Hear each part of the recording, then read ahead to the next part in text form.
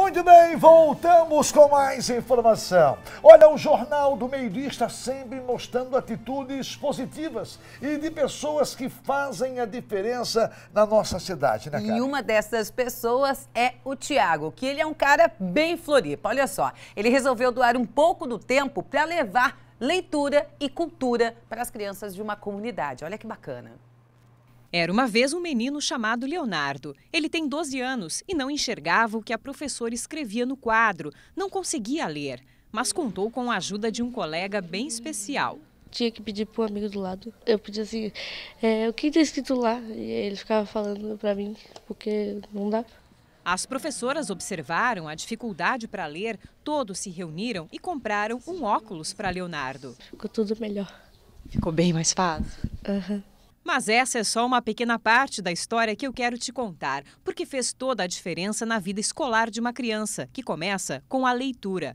Mas tem muito mais. Tá vendo esse grupo de alunos lendo? Não foi só para gravar a reportagem, não. Eles realmente estão lendo mais. E simplesmente porque ganharam livros com histórias atraentes que eles mesmos escolheram. Houve um tempo em que os homens se tornaram tão maus que Deus ficou... Era apenas um filho mais novo de uma família. Dinossauro herbívoro que passava até 10 toneladas. Eu percebi que a literatura ela ocupa muito tempo livre das crianças, né? Então eu tomei essa iniciativa de estar recolhendo livros, recolhendo doações, trazer um pouco de literatura para essas crianças e fazer com que elas consigam ocupar esse tempo livre delas com um pouco mais de cultura, né? Ele arrecadou mais de 500 livros, fez um evento na Escola América Dutra Machado, chamado Livro Livra. E as reações das crianças surpreenderam. Naquele dia mesmo eles já começaram a ler os livros.